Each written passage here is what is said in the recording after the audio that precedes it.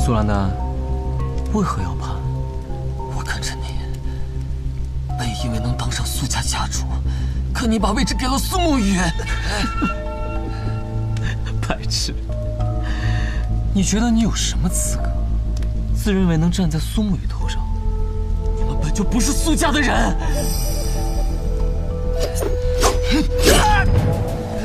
我本不想杀你，但你刚刚说的那句话让我很想杀你。你曾是我们彼岸最重要的一员，在彼岸这里就没有所谓的本家与无名者之分。你莫不会以为这些人加入彼岸，真的是因为那些可笑的理想？大家不过觉得那些老家伙们掌握了太久暗河的规则，想要找一个机会推翻他们罢了。刚好彼岸给了他们这个机会。兄弟，你走远了，你到不了彼岸了。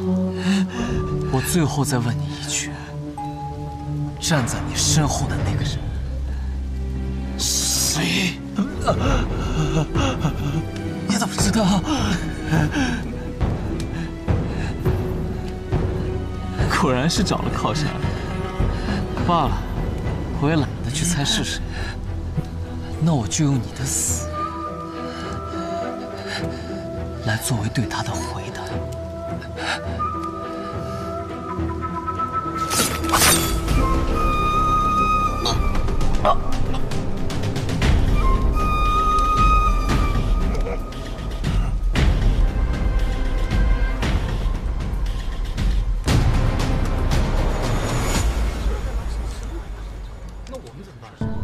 在这里开始就杀过去，还是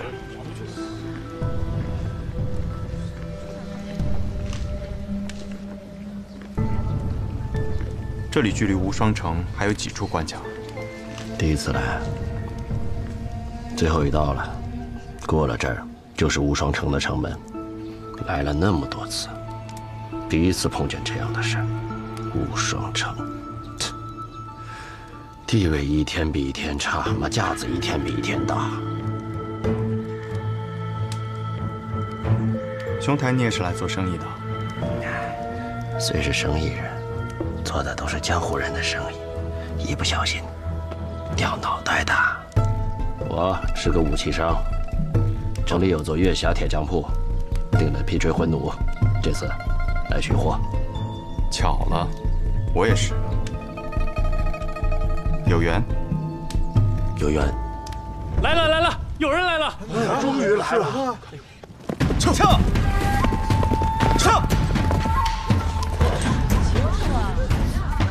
论武堂，问道四剑。这问道四剑，在无双城中很有名吗？哎，无双城论武堂年轻一辈中最厉害的4名剑客。据说呀。 论武堂的剑长老专门挑了4名年轻弟子，分别代表剑道当中的轻、重、急、缓，想通过观察他们这4名年轻人的成长，创一门可问剑道之巅的剑法。所以这4个人被称作问道四剑。原来如此，剑长老的大名我倒是听过，这问道四剑听起来也有几分意思。 玉，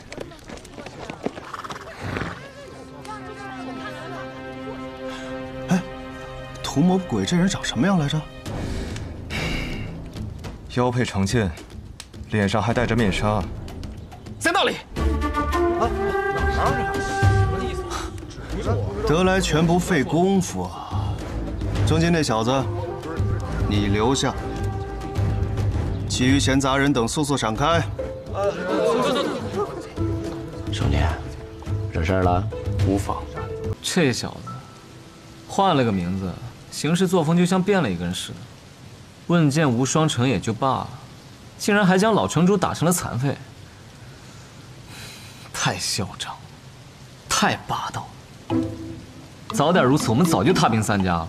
是啊，宇哥向来是最不喜欢出风头的，可这一次全天下都在讨论这个吴建成少主卓越安。只是什么？只是宇哥在最后一刻使出的招式有点类似18剑阵。当初帮助各大门派抵御魔教东征时，宇哥曾在众人面前用出过这18剑阵，所以隐隐约约就有些人在传言，吴建成少主卓越安便是暗河的执三鬼。只是因为这个推断太过于荒唐了，很多人都不敢相信。行走于黑夜之中，取人性命于无声的刺客，突然光明正大的走在阳光之下，还去挑战曾经最辉煌的门派，听起来有点天方夜谭啊。那他事情办完了也该回来了吧？哎，不对，他怕不是就直接回了南安？不是，宇哥又约了无双城城主宋彦回，独占于无双城后山。啊？苏沐雨脑子坏掉了？无双城城主应当是不太好对付的，宇哥这次啊，怕是真的起了好胜之心。不是，我不是这个意思。我的意思是说，宋彦回算个什么东西，值得他这么去留？当年攻玉魔教的时候，又不是没有见过他的功夫。要真的想以剑名震天下，那为何不直接去找雪月城教训一下那个臭丫头？啊？不过这样也好，过去的痛苦确实应该找一天斩断了，不然他一辈子心中都要记挂着那仇怨。而我也在等着这么一天。我早就知道他的身份了，但是他不知道吴建成覆灭的幕后黑手。不过看他此番行径，他应该是探查到了幕后黑手是无双城。无双城早就不配是天下无双了。不过，刘云起败了，还没完。还有什么？苏沐雨和宋彦回约定好了，4日之后，无双城后山再战。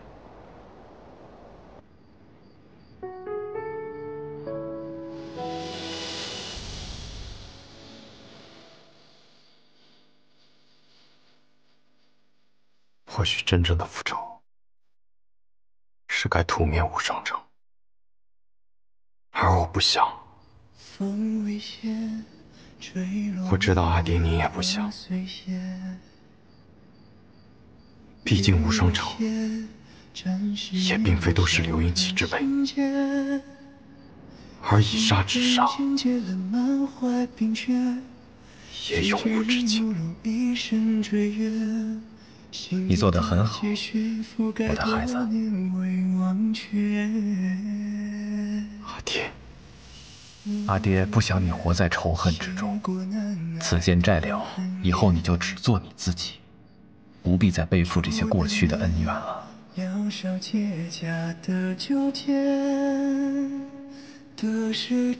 孩子，你看，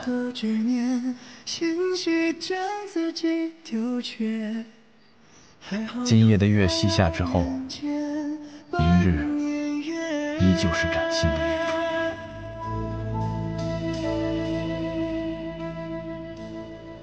还从未输过。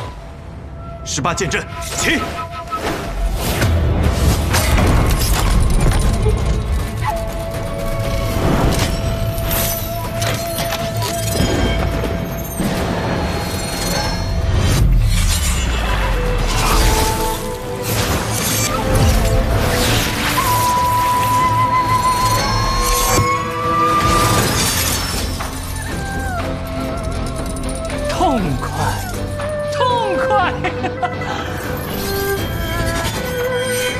！18剑阵，我生平一大恨，便是恨自己没有生于100年之前，不能与苏家高手苏18一战。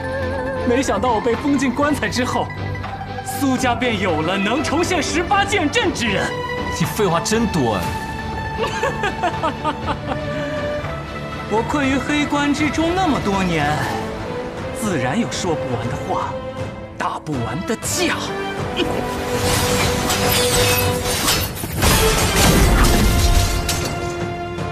你这些剑还不足以对付我，让我看看你那真正的一剑。那便成全你。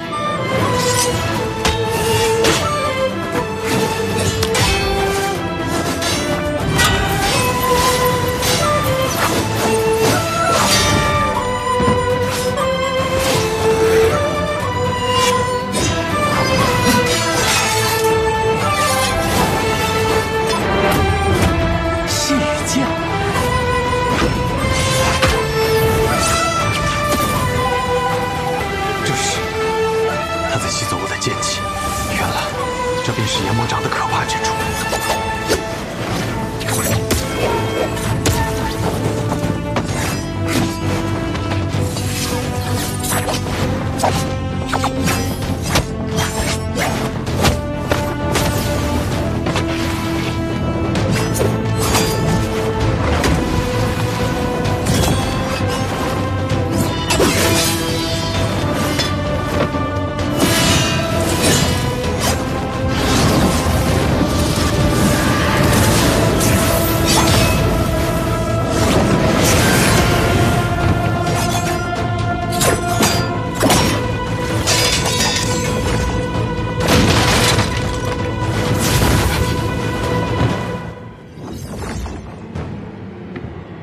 愚蠢，竟然敢跟我对掌！看看愚蠢的那个人到底是谁吧。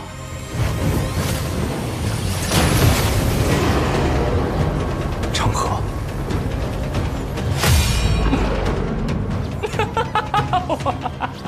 哎呀，没想到啊，这暗河之中除我之外，居然还有这般大逆不道之人啊！你居然也偷练阎魔掌了？什么叫偷练？按照现在的结果看，我这叫提前练。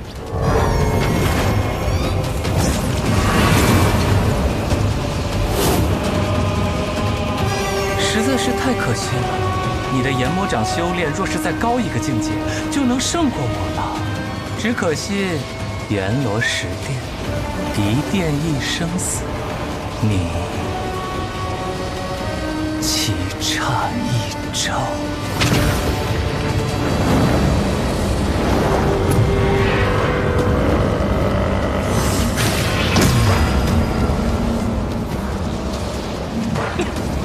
该死！是棺材里爬出来的家伙，内力怎么会如此深厚？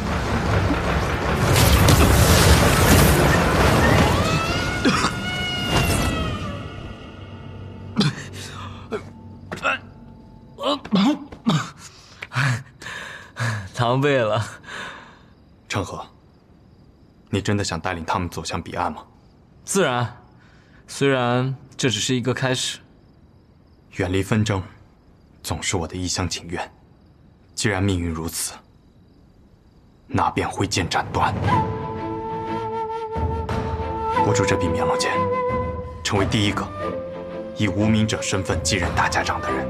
你终于想明白了，我们两个生来就是要与命运抗争到底的人。你说挥剑，那便挥剑，不死不休。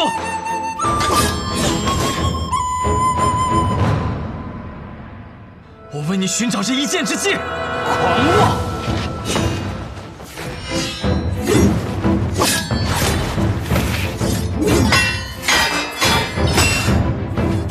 渊，若只有出一剑的机会，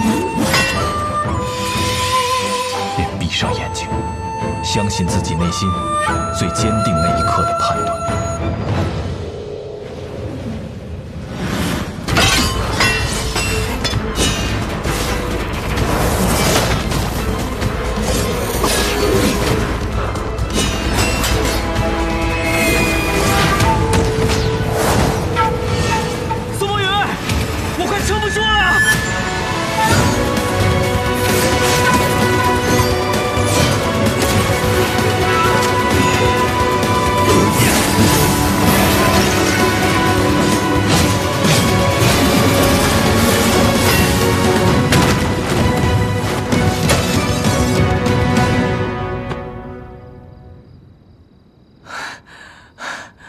差不多了。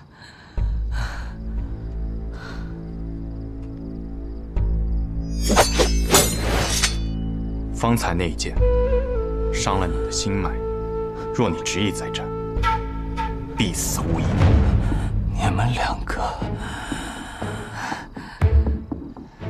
叫什么名字来着？苏沐雨。老子苏长河。哼，很好，一听就是要名扬天下的名字。我们还会再见的。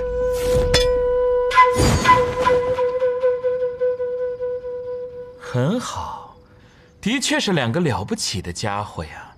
那便期待我们的下次重逢。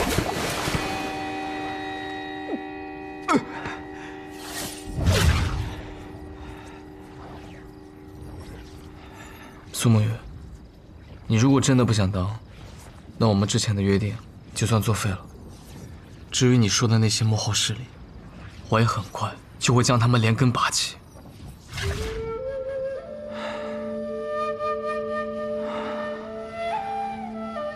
好，但阎魔掌这门功法太过危险，一不注意便会反噬己身。你以后还需万分小心。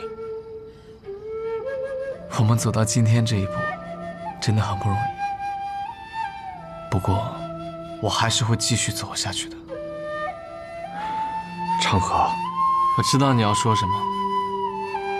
我会向外界宣布，从此之后，安河便没有治三鬼。我会铲平提魂殿，这样就不会有人下达追杀你的手术。那些你想要带走的家人也是一样。你说过你喜欢南安，我在南安城置了一处大宅，是我这些年偷偷攒钱买的。你到南安城去找守月钱庄的掌柜的，他会把地契给你。院子的地下埋了1万两白银，你若是没钱了，就拿出来用。以后每年秋日，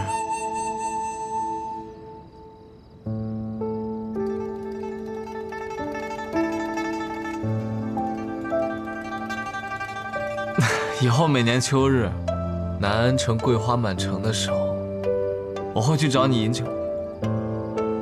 当然，你不想让任何人，包括我知道你行踪的话，你也可以不要那间宅子，转手卖给守月钱庄的掌柜的就行。但是，每年秋日，南安城桂花开时，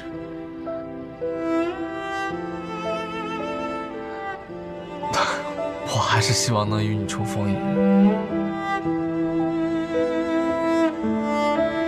长河，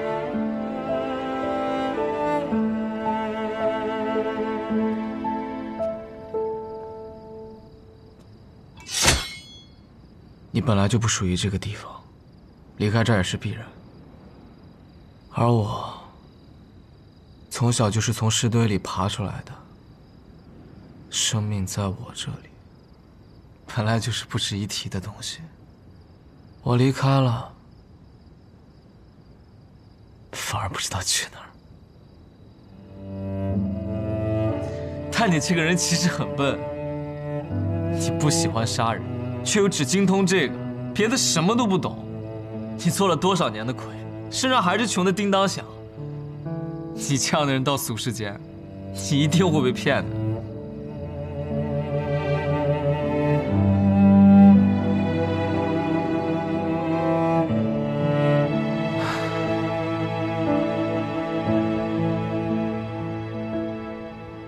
再见，苏沐雨。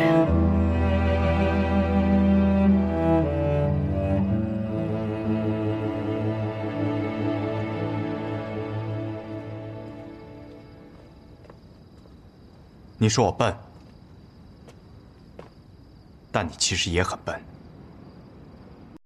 你还记得我们第一次任务，一起去洛河城杀那贪污赈灾粮的李欢吗？明明一件便可解决的事情，你却硬要顺藤摸瓜，将他在世上所有的金银财宝一并拿走。结果呢？我们被32名六扇门捕快围攻，差点就要死在那府寨之中。那不是因为……闭嘴！还有一次，我们一起去血河山庄对付刀魁王吧，你非要去他的藏书阁看一眼，说要搜罗秘籍，最后我们被机关所困。幸好我身上还带着些干粮藏着，硬挺着熬过了3天3夜，等来了援兵，不然我们早就饿死了。哎呀，那不是没饿死，还有岭南那次，东海那次，雷家堡那次，哪一次不是你把一个简单的任务捅出了天大的窟窿？你若做了大家长，你的贪婪和野心会如潮水般涌起，然后将那些跟随你的人全部一个个都淹死。你若没了束缚，只会成为一个疯子。所以，我来和你一同平息风浪吧。当年的约定作书，只是身份要换一下。苏长河，出去之后，你继任大家长之位，我统帅苏家。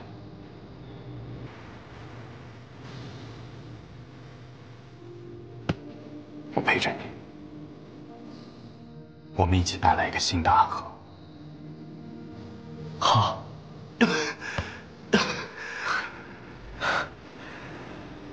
要是像鬼魁庵那一次，只不过那一次是你扶着我。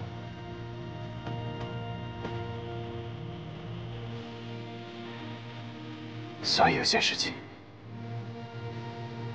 总是要还的。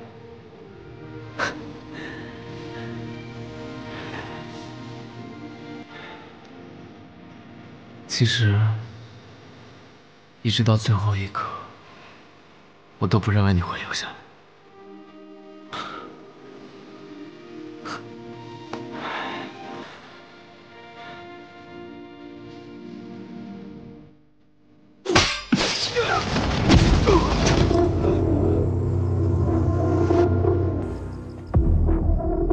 当年，血月城3城主司空长风一枪便破去了百里孤虚大阵，想来是有无上神威啊！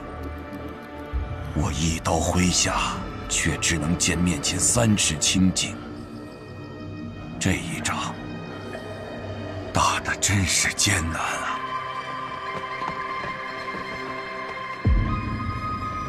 木子哲还是跑了，剩下的穆家子弟和谢家子弟都已经投降了。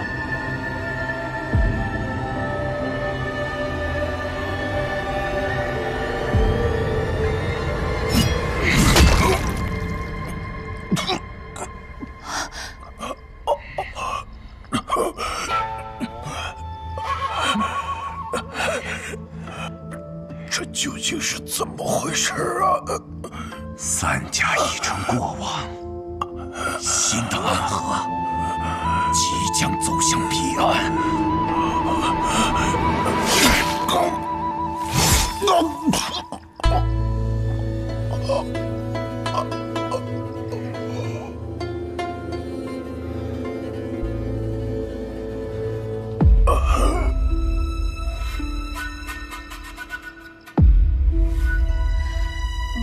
去和苏长河他们会合吧。哎，老了，算计人心这种事，苏长河这个小子还真是算无一策啊。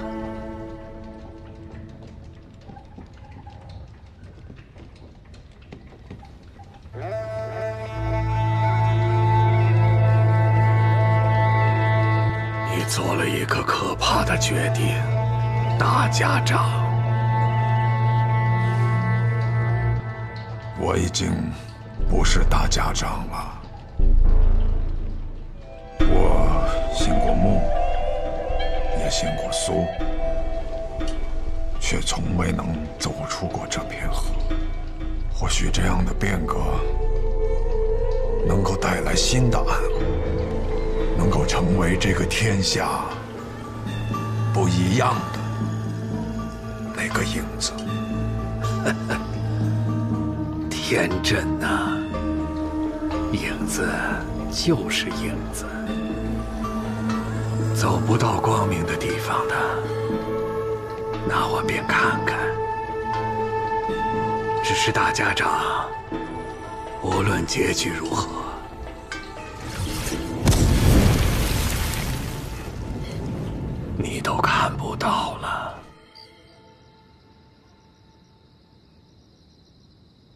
苏家苏昌河得先任大家长认可，赐冕龙剑，即今日起任暗河大家长之位。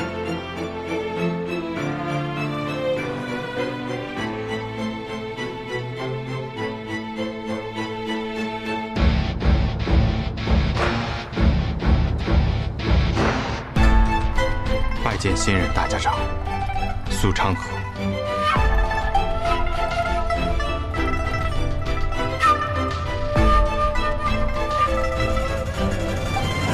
拜见大家长。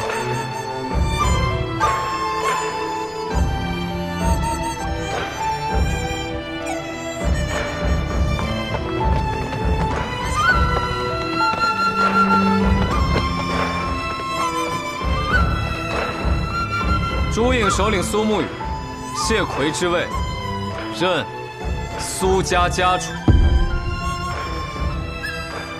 诸位，新的暗河已经到来了。拜见大家长，拜见苏家家主。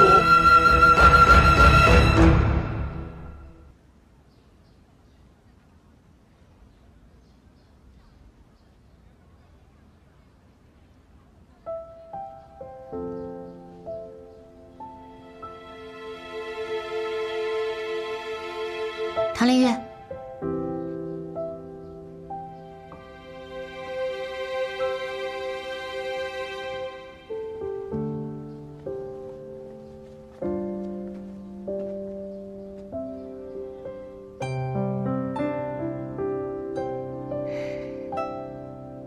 唐连月。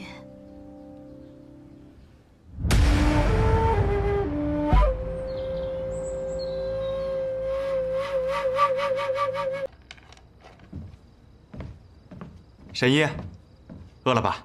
我去做饭。不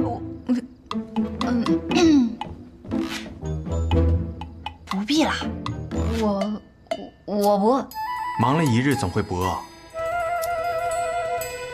我今日特地问了隔壁宅子的王姐，原来我昨日那道菜少了一味调料，改善下便好了。苏沐雨，你每日上街走走路，买东西，还要帮我挑药材、煎药，已经很辛苦了，不需要再多余做饭了。沈一每日看诊才是辛苦，这些琐事就交由我来做吧。啊。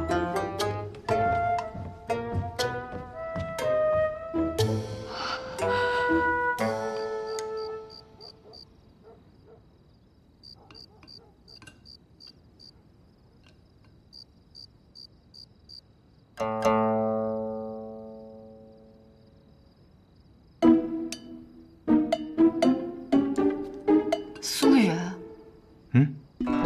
为什么你的剑法练得这么好？因为但是面却可以做得这么难吃，我不吃。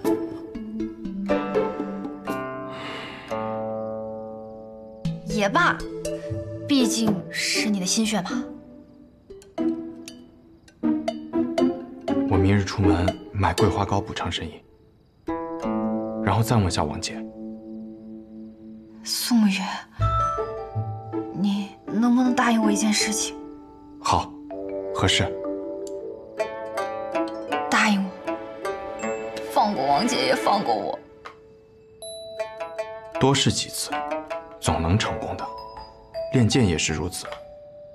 这碗面，沈一还是先别吃了，等明日。为什么江湖之上人人练剑，但剑仙就那么几个？这世上有那么多大夫，为什么偏偏我是神医？因为天赋不同。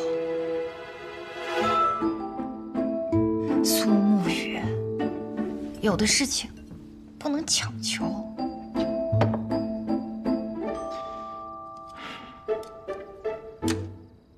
我初练剑之时，也有几分笨拙。说不通了，是不是？什么东西啊？哦，是陈家大娘送来的鸡，她知道我在跟王姐学厨艺，特意送来练手的。既然天命所归，那便由我来露一手吧。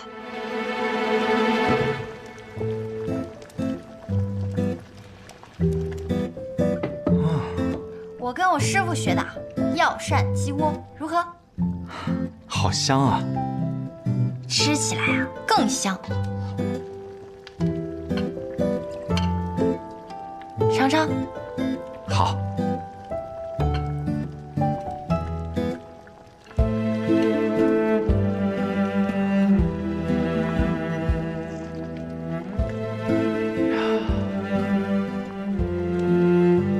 没想到神医这么会做饭，这段时间是我献丑了。不会做饭，不会做饭，我呢就只会做这一道菜，是小时候啊师傅教给我的。只是后来每次一做，我都会想起他，但每次一想到他，我就会很难过，所以后来就不做了。哎呀，没想到这么多年过去了，我的手艺啊还是如此精湛。抱歉啊，神医。这都是小时候的事情了，我现在都这么大了，难道还看不开这点小事儿？生老病死，人之常情，就算是神医，也没有办法。方才我做饭时，才发现自己已经不难过了，再次想起他，心里是温暖。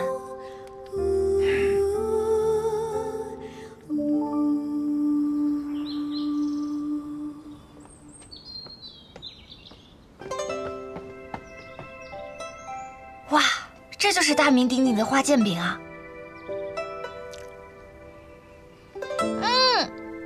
太好吃了，苏雨，快，你也快尝一块。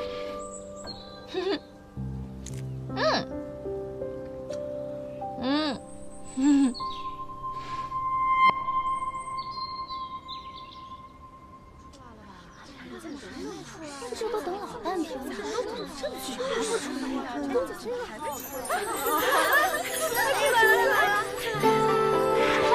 出来了，这个好了。你怀孕了？怀孕了？什么？我还没成亲呢。骗你的。你呢？是最近肝火太旺，去那边排队，一会儿让苏公子给你拿点菊花茶回去泡泡。好。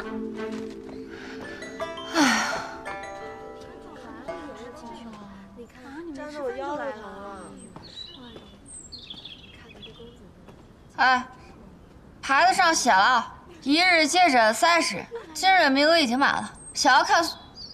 想要看病，请明日早些再来。这位白衣公子看起来也很是俊秀呢。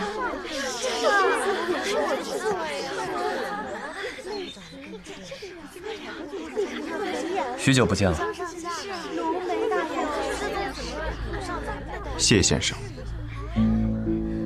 今日不看了，不看了，你们拿好今日发放的木牌，明日按照顺序再来排队。今日怎么这会儿就不看了？这个人啊是来看诊的，他得了很严重的传染病，若是你们再不走，染了病可就不好喽。你怎么不早说呀？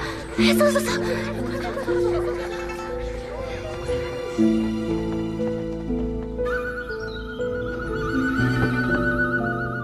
这位乃是山前书院现任院监谢轩。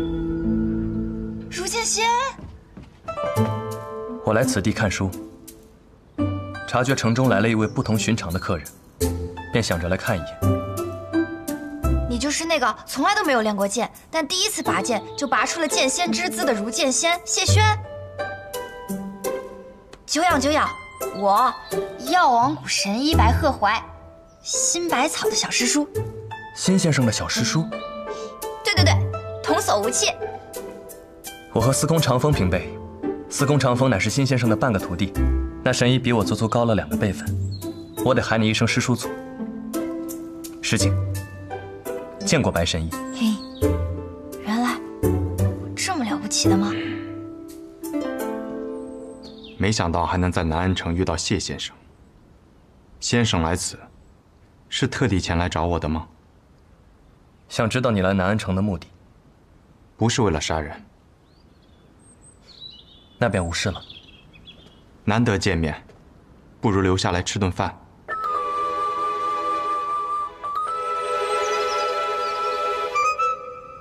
难得见你笑一次。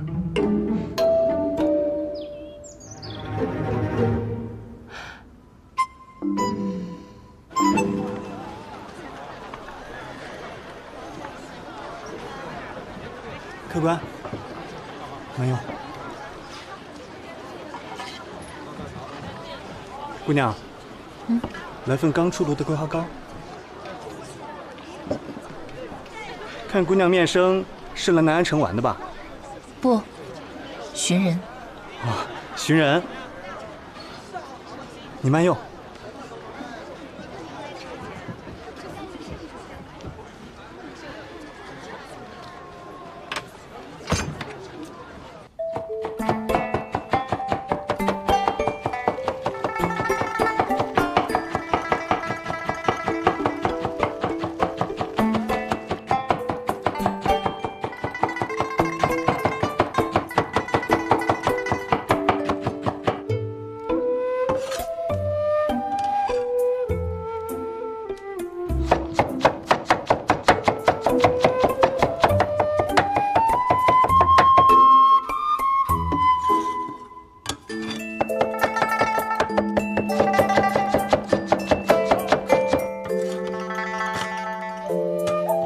采撷无缺日，烹饪有秘方。做菜如练剑，一窍不开，窍窍不通。所做的东西，自然不可视，不可闻，不可食。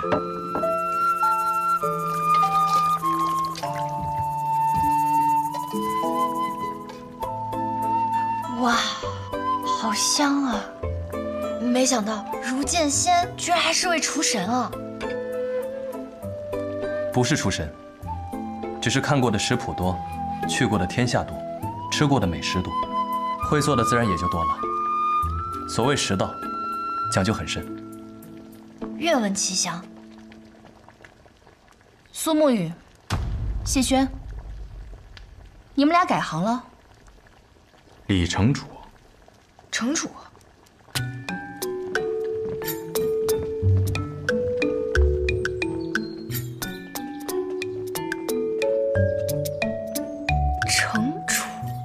这位姑娘便是雪月城的二城主李寒衣。雪月剑仙，想必你就是当时负责医治暗河大家长的神医了。没想到就这般年轻。你就是那个创出了夜袭花尘剑法，能一剑引来漫山茶花的雪月剑仙。是。你手中的这个就是藏于昆仑山之中，能一剑冻出天边晚霞的人间第一寒剑天马冰河。这剑如何？得看握剑的人如何。我怎么觉得这一幕有点眼熟呢？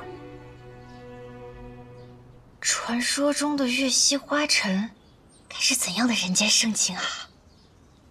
能否让我一饱眼福？神爷，剑仙不会随意出手，他们一出剑，便能引来满城风雪。是。我不会随意出剑的，可是我遇到了你，或许我会随时出剑。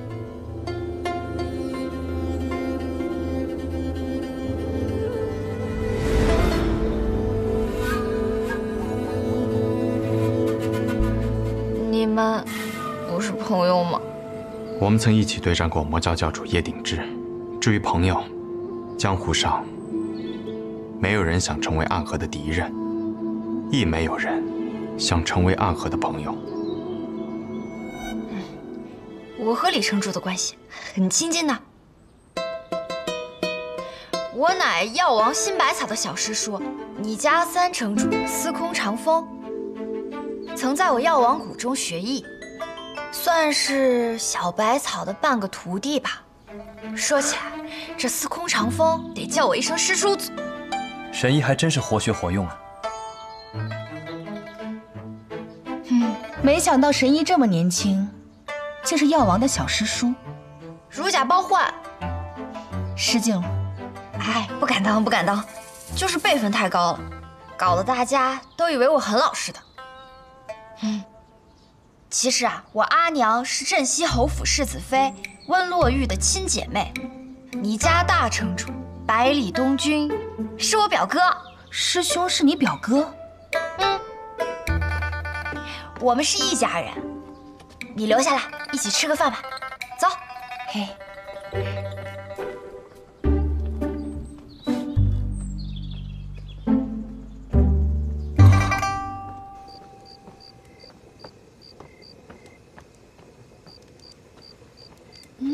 好香啊！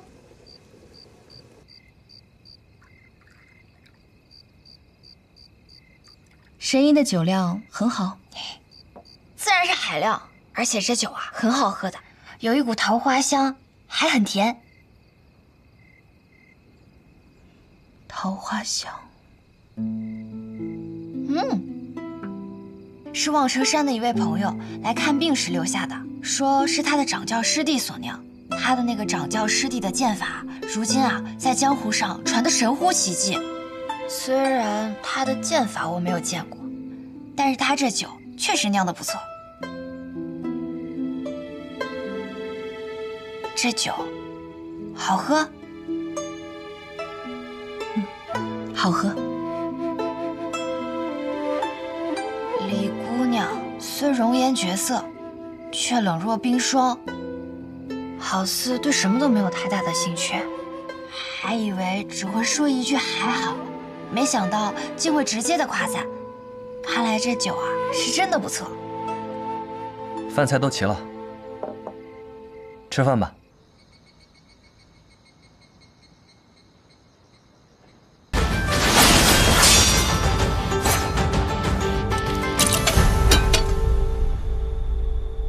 说给员外那位听的话我已经说完了。苏沐雨，我们该执行自己的计划了吧？成河，我无法背叛大家长。愚蠢！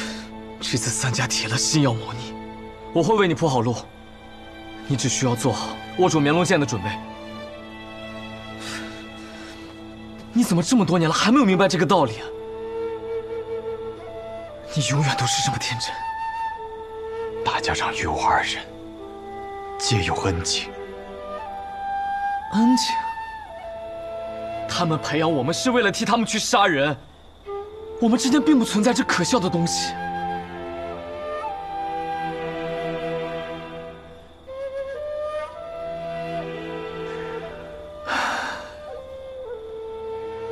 只有你真的把安河当成了自己的家。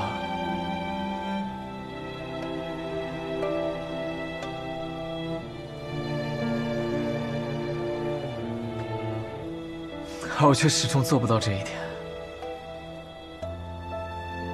对于我而言，这里只是一个交换利益的地方罢了。他给我们庇护，我们为他杀人。所谓的家人，不过是虚伪的说辞。苏沐雨，哲叔就在外面，若我们一起动手，你还能活下去吗？若哲叔与你联手，我自然不是对手。但凡事总要一试。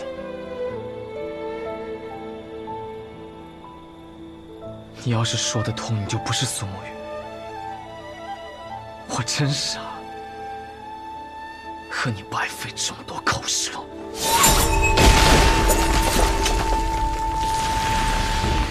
慕白，在里面偷听的可还痛快？你是怎么发现我的？因为那个让你来此候着的消息，就是我给你的。哼，咱们都是同族，就该互通有无。谁跟你是同族？苏长河，你给我等着！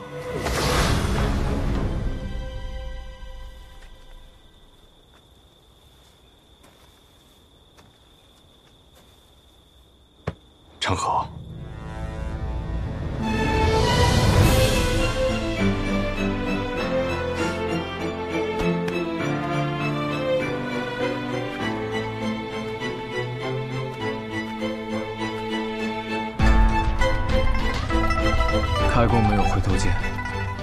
大家长这次一定会死，我也一定要拿到灭龙剑。所以，好好想一想我们当年的约定吧。苏梦月，你去做暗河的魁，以后成为大家长，统帅3家，而我留在苏家，继承苏家家主之位。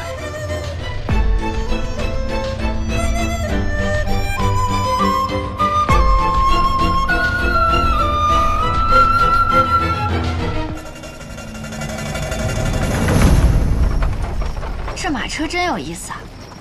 如此之大，却能行驶平稳；如此之重，却能日行百里。这是搬家搬三爷捣鼓出来的玩意儿，能不有意思吗？走好这架马车10日以后，他便死了，生病死了。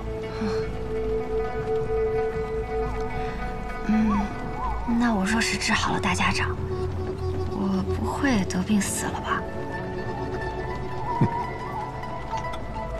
神医多虑了，你可是神医呀！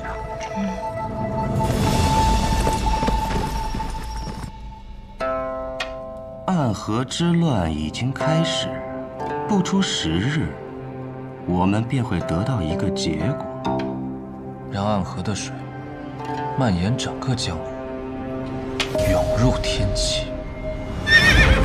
长河，或许这一次，你我要对彼此真正的拔剑了。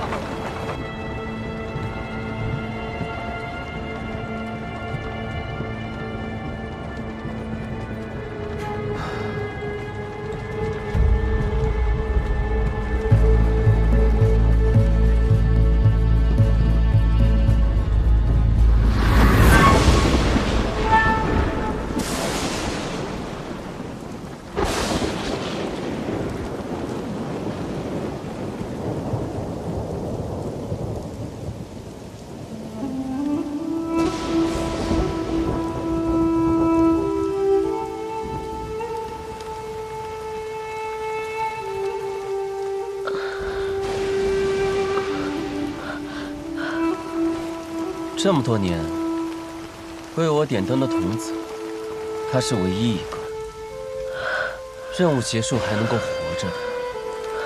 要带他回去吗？不必了。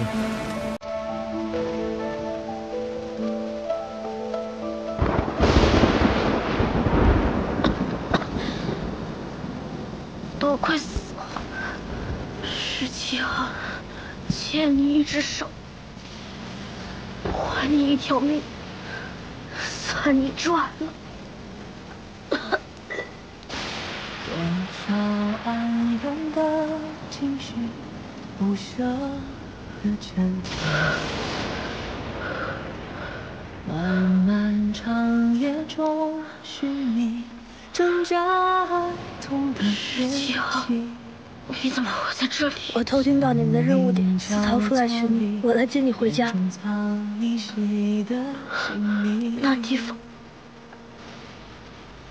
也能算是家吗？有家人等候便是家。你弟弟还在哪里？如同宿命随波往点去，着谁能趟破黑暗的河？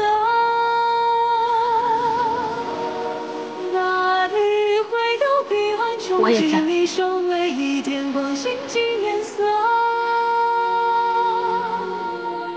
辗转悲欢离合，恋恋不舍，思念在夜里寻找，心不由我，情字总无法逃脱。怎么总把自己搞得这么狼狈？ 好像每次你都会及时出现，我狼狈点儿，你没什么问题。鬼哭院的试炼马上要开始了，各家主划我们回去。这一天终于还是来了。 哪里会有彼岸憧憬，你身为一点光，静静颜色。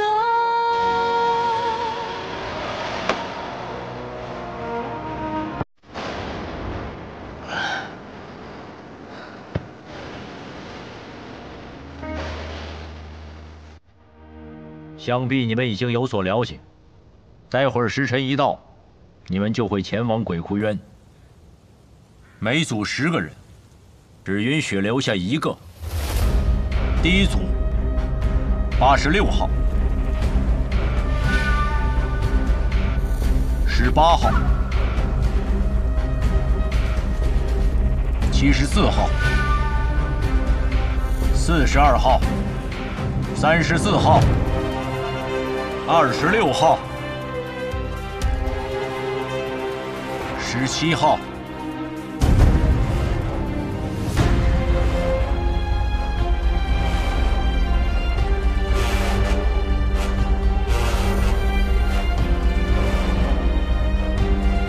第一组的最后一位，63号、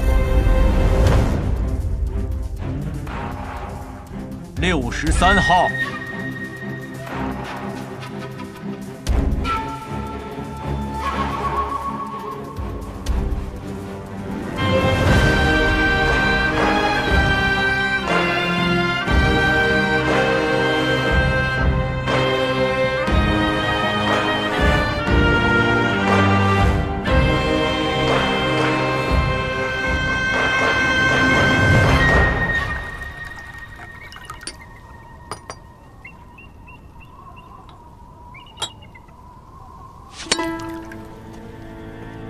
谁惹了木丘兄啊？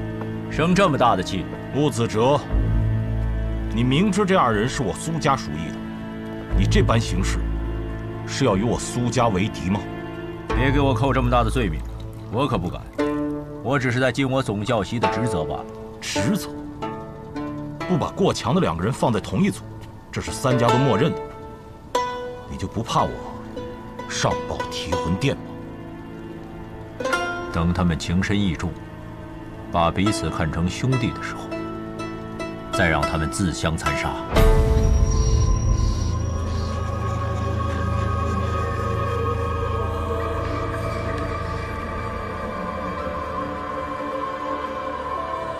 合作在一起，不要走散了。看起来也没有办法与你走散了。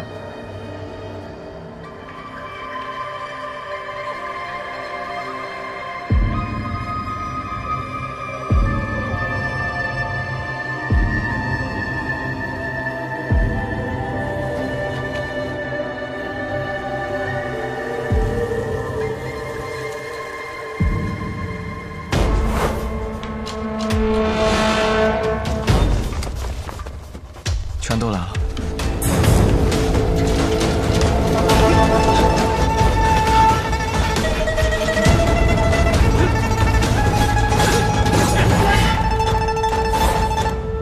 谁都知道你们剑术高超，与其1对1跟你们单打独斗，还不如合力把你们都杀了。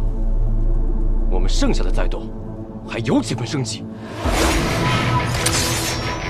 那便来吧。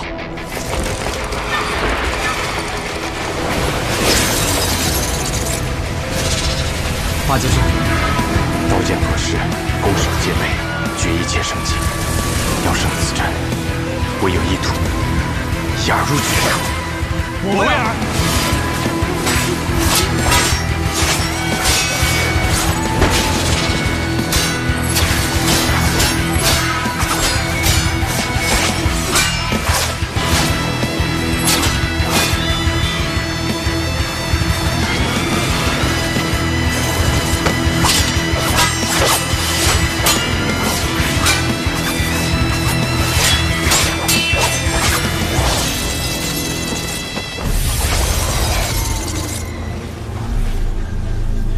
要破八戒阵，唯有牺牲1人才能找到突破之口。我们2个同时上，算怎么回事？我知道，我来。闹走了！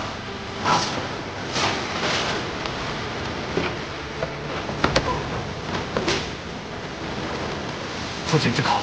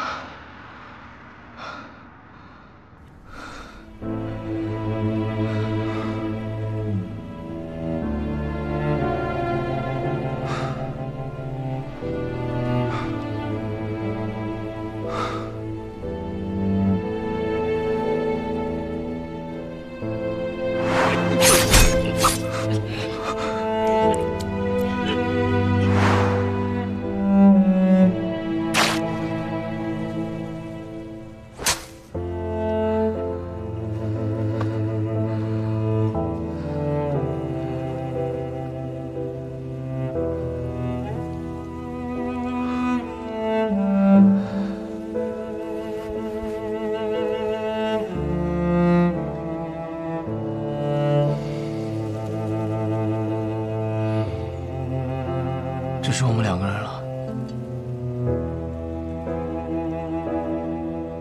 所以，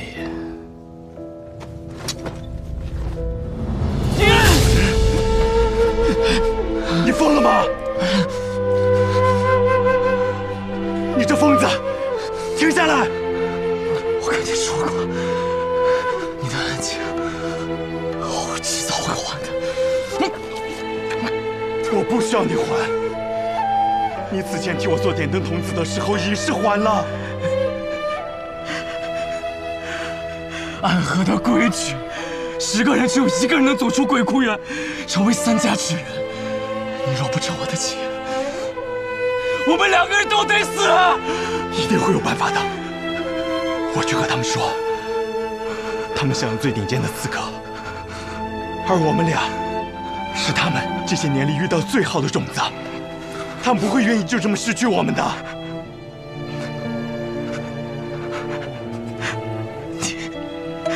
你太天真了。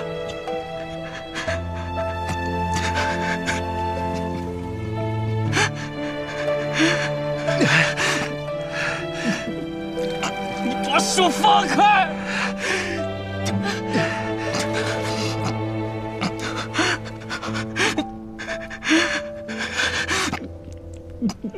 你把手放开！只要足够强，便有资格天真。